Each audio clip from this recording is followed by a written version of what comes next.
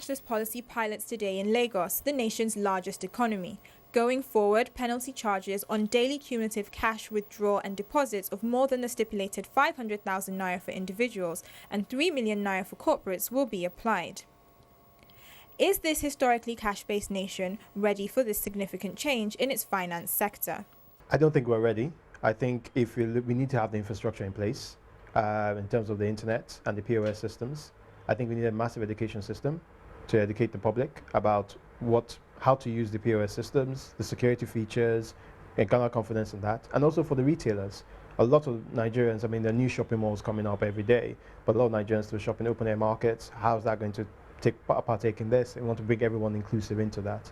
I think it's something we can't rush.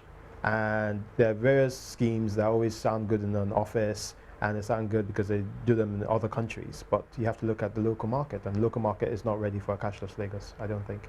Going cashless, what do you see the challenges being? How is that going to work? You're trying to do something where we don't have the infrastructure for it. Because for this system, you need a reliable internet service, you need the POS systems, and you need people to understand how to use them. And the issue you're going to have is that the vast majority of the population are financially illiterate and not sure how to use the system. And there has to be a big educative program to try and help them do that. We had a similar problem with the ATM system. A lot of, especially the older generation, don't know how to use ATM cards. And there's a lot of security risk in that because they ask people to go to the ATM machine for them. And you're going to have the same thing with the POS. And also just don't have the infrastructure. The internet's not reliable. The POS systems are always down. And so you have a situation where you could actually constrict business because we haven't got the backup infrastructure for it. Well, I think it's a good idea because it would check robbery, theft, and all that. 500,000 for individuals is okay. You can do every other thing with your POS, with the ATM through a POS or through an ATM. So I think the 500,000 is okay because of theft and robbery. Yeah, so I think it's a good idea. Well, for now, for the limit of 500,000 is still okay.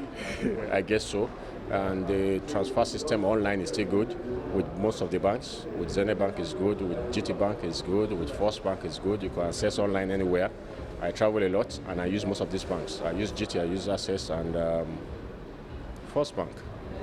So from anywhere I pay my staff their salaries, I do transfers, I do my business online, and it's been working. They have their token, which you used to do your transfer, you access online and make your transfers. It's been working so far. I feel it's a welcome development. It's time we Nigerians, we need to grow. We need to look at the Western world. We need to elevate ourselves the best way we can. So I think it's a welcome development. The less cash you hold, the better. The robbery cases will definitely subside. It's good for the economy. It's good for us as an individual. It's good for the companies.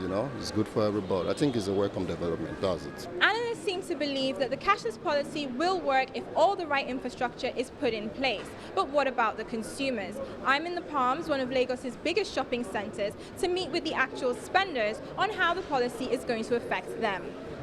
Consumers appear optimistic about the coming changes, but what about large businesses? Some supermarkets in Lagos can rake in as much as $175,000 a day. Under the new cashless policy, a lodgement of such an amount would incur a charge of $4,688 at a 3% penalty rate. Seems expensive, but with the cost of handling cash set to rise to $1.2 billion this year, there is clearly a need for Nigeria to go cashless.